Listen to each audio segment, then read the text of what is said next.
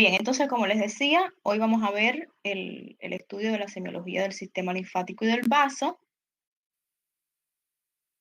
Vamos a comenzar diciendo primeramente que ustedes conocen de estudios anteriores de la anatomía, de la histología, que el sistema linfático está compuesto por tejidos y órganos que van a estar formados primeramente por ganglios linfáticos, por los vasos linfáticos y por la linfa que se transporta dentro de esos vasos linfáticos y que posteriormente es analizada, es filtrada por los ganglios linfáticos.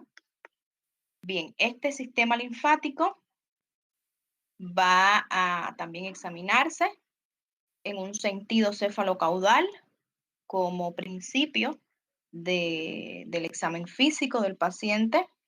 Se va a iniciar primeramente por la cabeza, luego se desciende a cuello, después se buscan los ganglios de la mama, de la región axilar, y posteriormente se desciende hacia la región inguinal y las extremidades, fundamentalmente la fosa poplitea.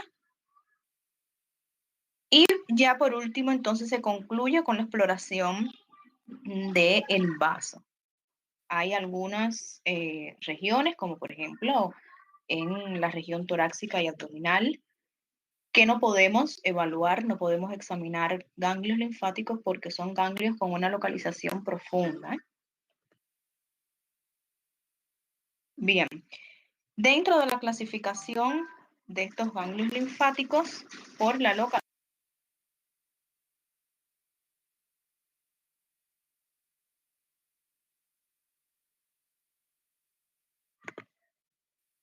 bien, estoy nuevamente con ustedes.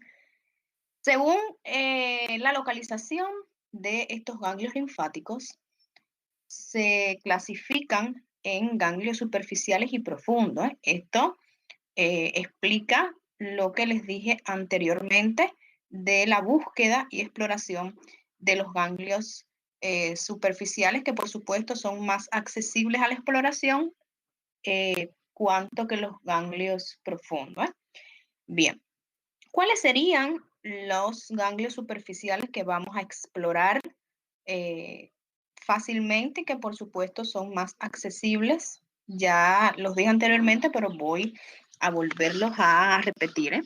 Están los ganglios de la cabeza y el cuello en las regiones o localizaciones ya conocidas por ustedes y mencionadas en la clase de semiología del cuello. Los ganglios que están localizados supraclavicular y subclavicular, los ganglios epitrocleares, los axilares, los de la región inguinal y por último los de las fosas popliteas. Aproximadamente existe un total de más de 250 ganglios. Se dice una cifra de un aproximado de 600 ganglios, de los cuales el 30% de ellos están localizados en la cabeza y en la región del cuello. Los ganglios profundos que están en cadenas ganglionares serían los del ilio pulmonar, serían la región mediastínica, los intraabdominales, los que están en el retroperitoneo y por último los pélvicos, que por supuesto por tener la localización profunda no podemos examinarlos ni explorarlos. Bien, los ganglios linfáticos en cabeza y cuello, bueno, ¿cómo vamos a explorarlo?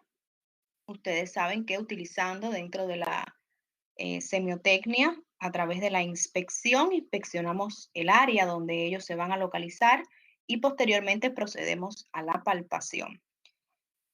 No entro en muchos detalles porque, como bien les digo, en la clase de la semiología del cuello, hablamos bien de lo que es sería la exploración de los ganglios linfáticos en esa región. Bien, vamos a refrescar un poco las localizaciones, bien como lo demuestra la figura. Están los ganglios occipitales, en una mejor localizado en una región suboccipital. Están los ganglios cervicales, superficiales y profundos. Están los preauriculares, el ganglio preauricular por delante del trago de la oreja, y los ganglios postauriculares. Están los ganglios también de la zona donde se encuentra la parótida, los ganglios tonsilares, el ganglio submentoniano, los ganglios submandibulares y nunca olvidar de la región supraclavicular, que sería lo que delimita la región del cuello con la región del tórax. Bien. Bueno, ya después el resto de las regiones donde ustedes pueden localizar los ganglios, la hemos visto cuando dimos región torácica, cuando hablamos de mama, y del examen de la región axilar en búsqueda de esos ganglios que están centinelas, atentos a algún proceso patológico de la mama, o sea que es una cadena ganglionar que recibe la linfa que drena de la región mamaria. Los ganglios epitrocleares son aquellos que ustedes van a ir al codo para poderlo examinar. Le piden al paciente que realice una ligera flexión del codo formando un ángulo de 45 grados, y cuando se expone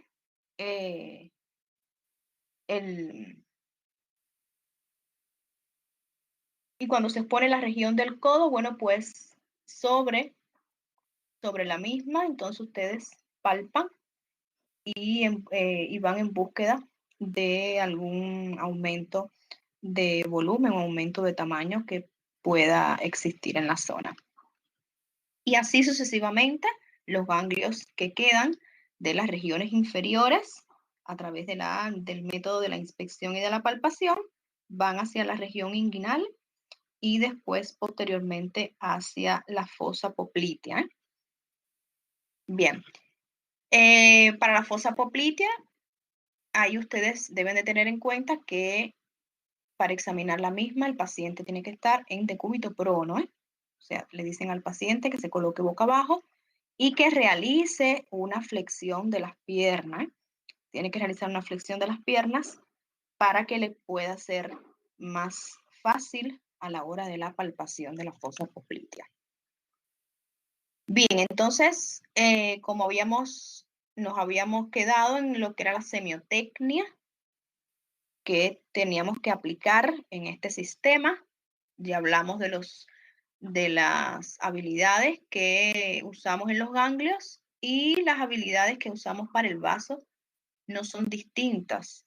Aquí en este caso se nos suma una más, que sería la percusión, o sea que en el vaso se realiza inspección, se palpa y último se realiza la percusión. Bien, volviendo un poco a la exploración ganglionar, aumentando algunas características, algunos datos con respecto a los ganglios. Acuérdense que tenemos que ir en búsqueda de aumento de tamaño de la zona que estemos evaluando, algún cambio de la coloración, fundamentalmente de la piel que recubre la zona que vamos a estar evaluando de los ganglios, ya sea de la región del cuello, ya sea axilar, ya sea inguinal, ya sea poplitea. Vamos a buscar aumento de volumen de la región que nos pueda hacer sospechar de linfaedema, o buscamos alguna línea que esté bien demarcada, algún trayecto bien trazado, enrojecido en la piel que recubre la zona ganglionar que estamos examinando, que nos haga pensar a favor de una linfangitis. Y muy importante, acuérdense que ya lo habíamos hablado en el momento de iniciar este estudio de los ganglios, cuando vimos los ganglios del cuello, que los mismos normalmente no son visibles, o sea, no tenemos por qué observar ganglios, o en la región que estamos evaluando no tenemos por qué observar aumento de volumen, ni tampoco a la hora de la palpación tenemos que palpar ganglios. Solamente ante algún proceso patológico es que ellos se hacen visibles y se hacen palpables. Bien, algunas alteraciones que nosotros podemos encontrarnos a la hora de inspeccionar esas regiones de las cadenas ganglionares superficiales. En cuanto a la coloración, bueno, ya habíamos hablado, cuando vemos la piel que recubre a la zona que estamos evaluando enrojecida, pues entonces nos está hablando que hay presencia de una linfangitis. Cuando vemos un aumento de volumen, ese aumento de volumen puede ser un daño en el tejido y produce el linfedema, o puede ser un aumento de volumen propio del ganglio, de la cadena ganglionar, y nos puede hablar entonces a favor de una linfadenitis, que puede ser local, puede ser que el ganglio esté solamente aumentado de volumen en esa zona, en cualquiera de las zonas, puede ser del cuello, puede ser inguinal, puede ser en la fosa poplitea, o puede ser generalizado donde haya toma o donde estén involucrados varios ganglios que respondan a varias zonas, bien, de las cadenas ganglionares. Y esa linfadenitis generalizada, cuando evaluamos en el tiempo de la evolución, podemos decir que puede ser aguda o crónica. Generalmente se toma como referencia 15 días. Por debajo de 15 días decimos que es aguda, y después de los 15 días podemos plantear que es crónica, o también se plantea que es subaguda. Bien, con respecto a la palpación, un elemento importante a tener en cuenta es que a veces se cometen errores y podemos hacernos la idea que estamos palpando un ganglio aumentado de volumen, y en realidad lo que se está palpando es el músculo bien presente en la zona. O sea que hay que tener un poco de cuidado con respecto a eso. Y los criterios que perseguimos para evaluar la palpación del ganglio, acuérdense que sería primeramente, cuando detectamos un ganglio aumentado de tamaño, es la localización, o sea, cuál es la región en la cual pertenece ese ganglio aumentado de tamaño, si existe o no sensibilidad, si a la hora de la palpación mi paciente me refiere dolor, la forma que presenta el ganglio, el tamaño, en el caso que podamos tener referencia del tamaño. Acuérdense que podemos colocar las cifras en milímetros o en centímetros, ¿bien? La consistencia que tiene el ganglio, si es una consistencia gomosa, si es una consistencia pétrea, de piedra, y por supuesto la movilidad, si es movible, si es desplazable o si es fijo. Eso es importante. La movilidad casi siempre nos habla a favor de procesos inflamatorios. La presencia de un ganglio pétreo fijo que no se mueve casi siempre responden a procesos neoplásicos. Bien. En cuanto a la semiología del vaso, o también como se puede denominar esplénica, nosotros vamos a realizar primero la inspección. ¿Qué es lo que vamos a inspeccionar? Bueno, el lugar donde está localizado anatómicamente el vaso. Vamos a ver la piel que recubre la zona, si no tiene cambio de coloración. Vamos a observar si no hay algún aumento de volumen Por supuesto, tiene que ser un aumento de volumen importante que nos hable a favor de una esplenomegalia y que se sitúe entre el hipocondrio izquierdo en dirección a la fosa ilíaca derecha, que es la dirección con que crece el vaso. O sea, que el vaso cuando crece lo hace oblicuamente. Y normalmente, bueno, pues tenemos que decir que el vaso tampoco no es visible. Bien, acuérdense que se localiza inmediatamente, es un órgano muy superficial, inmediatamente por debajo de la parrilla costal, entre las vértebras costales 9 y 11. Bien. A la hora de la palpación, bueno, lo que voy a buscar más sería algún aumento de volumen que nos esté hablando a favor de una esplenomegalia, o sea, crecimiento del órgano. Megalia es crecimiento, aumento de volumen del órgano y bueno, y espleno, que se refiere a vaso. Y lo que buscamos también a la palpación es alguna tosis del órgano, o sea, que esté descendido, que esté fuera de su posición anatómica normal. A la hora de palpar, como bien yo les dije, hay que tener en cuenta la localización anatómica del vaso. Vuelvo a repetir, se encuentra entre la novena y la oncena costilla vertebral, costal. Es un órgano muy superficial, lo podemos encontrar debajo de la pared abdominal. Y en cuanto al crecimiento y a la expansión o movilidad del órgano del mismo, lo hace de una manera amplia y en un sentido diagonal. Bien. Para nosotros poder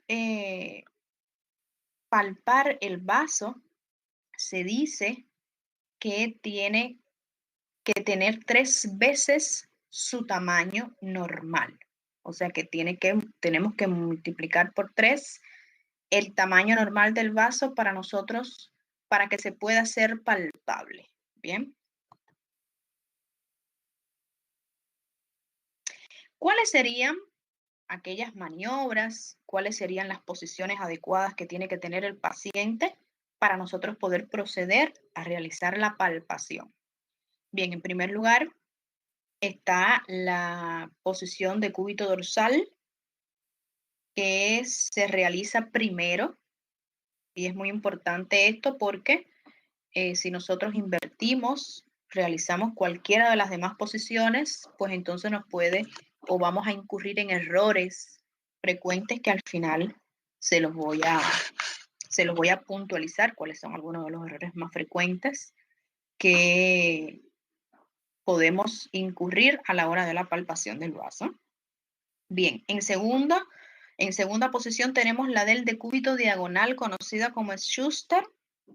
En tercer lugar tenemos la posición semisentada o también la posición de Siemsen.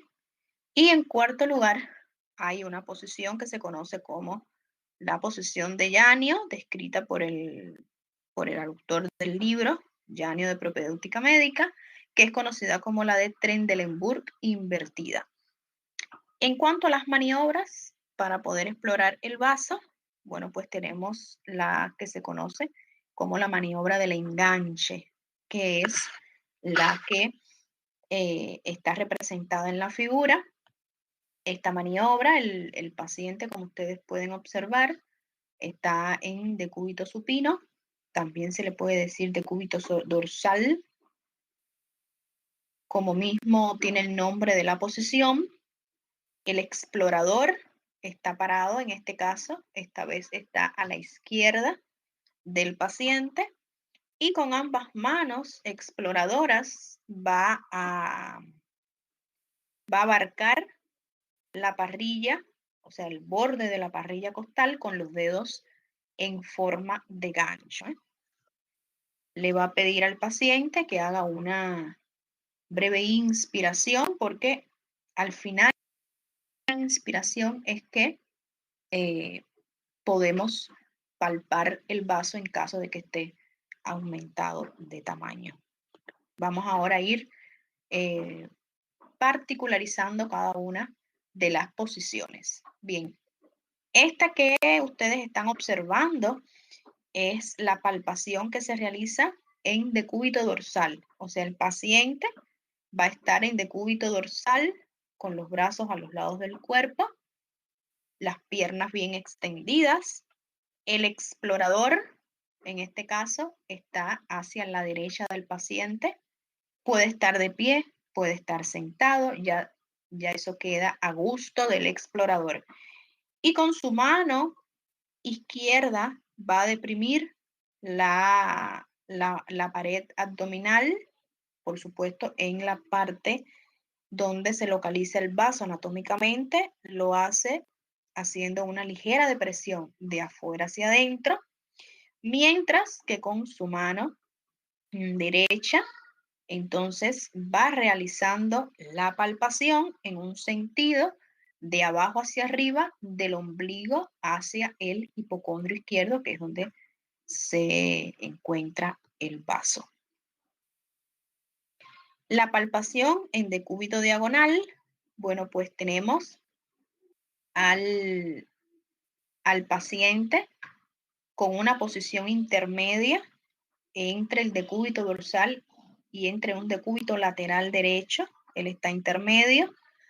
El miembro inferior derecho va a estar extendido, mientras que el miembro inferior izquierdo del paciente se va a localizar flexionado.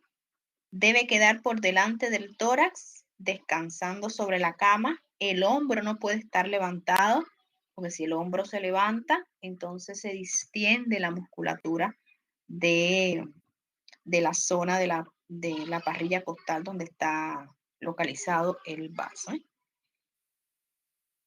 Y bueno, después el explorador va a estar, puede estar localizado a la derecha y entonces realiza la palpación bimanual anteriormente explicada, o como es conocida, la palpación en posición dorsal del paciente, o puede también colocarse hacia la izquierda del paciente y puede entonces, que sería esta imagen que estoy señalando, puede palpar con los dedos en forma del gancho, abarcar el reborde costal, lo que entonces se convertiría esta palpación en decúbito diagonal a la izquierda del paciente, entonces ya se convertiría en la maniobra del enganche.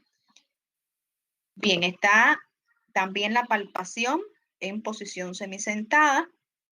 El paciente va a estar en una posición oblicua, va a estar recostado sobre almohadones, en un número de 3 a 4 almohadones, y el explorador se va a ubicar a la derecha del paciente y entonces va a proceder a la realización de la palpación bimanual, como ya ustedes conocen, anteriormente explicada, que sería la misma de la posición en decúbito dorsal del paciente, pero en este caso no va a estar en decúbito dorsal, el paciente va a estar semi sentado. Y la palpación en posición de Trendelenburg. Trendelenburg es una posición donde el paciente va a estar colocado sobre una mesa examinadora. Generalmente la cabeza en este caso es la que va a estar inclinada, va a estar descolgada hacia abajo, y entonces los miembros inferiores van a estar un poco suspendidos. Esa es la posición normal de Trendelenburg en medicina. En este caso, cuando hablamos de la posición invertida de Trendelenburg, bueno, pues sería lo contrario. En este caso, entonces, lo que quedarían descendidos serían los miembros inferiores, y entonces el tronco, cuello y cabeza quedarían entonces un poco suspendidos. En esa posición, entonces, el vaso descendería un poco por debajo de la parrilla costal, y ante algún aumento de tamaño, pues entonces se nos hiciera más accesible, más factible la palpación. Bien. Y antes de ir culminando con la exploración del vaso. Les voy a mencionar algunos errores que son frecuentes y que incurren los examinadores a la hora de palpar el vaso. Bien, algunos de estos errores son realizar previamente una exploración palpatoria de la región abdominal. Eso no se debe de hacer, o sea que cuando ustedes vayan a explorar vaso, vayan directamente a realizar en las posiciones ya debidamente explicadas y con la maniobra de enganche directamente a explorar el vaso, ¿bien? No es necesario realizar previamente una palpación completa en la región abdominal para después entonces ir a palpar el vaso. ¿Por qué? Porque si se realiza primero una exploración completa en la región abdominal, podemos pasar inadvertido la que exista un esplenomegalia. Bien, podemos confundirlo con algún aumento de tamaño de algún otro órgano de la cavidad abdominal y se pasa inadvertida. Bien, otro de los errores es que se palpa más abajo del reborde costal. Bien, o sea, la palpación se realiza sobre inmediatamente la parrilla costal o inmediatamente sobre ese reborde costal. Bien, otro de los errores que sería el error más frecuente, no tanto para, o sea, no es exclusivo del vaso, sino es un error global del examen de la palpación de la región abdominal, que muchos masajean, lo hacen en forma de masaje con movimientos circulares. Bien. Otro de los errores a la hora de palpar el vaso es que algunos lo hacen muy profundo cuando es un órgano que es superficial. O otros lo realizan una palpación que es muy superficial, o sea, están acariciando ahí la parrilla costal. Bien. Otro es que confunden el borde, el polo inferior del vaso, lo confunden cuando tenemos una pequeña tensión de la musculatura de la pared abdominal, porque puede ser que el paciente esté colocado en una posición incorrecta y entonces los músculos realizan una pequeña contracción y podemos confundir esa pequeña contracción de la pared costal con el polo. O sea, podemos inferir que estamos palpando el polo inferior del vaso cuando no es así. Y bueno, y por último, iniciar la palpación, como bien yo les decía, en cualquier otra posición que la que no sea la posición en decúbito dorsal, que es con la cual se debería de empezar la palpación del vaso.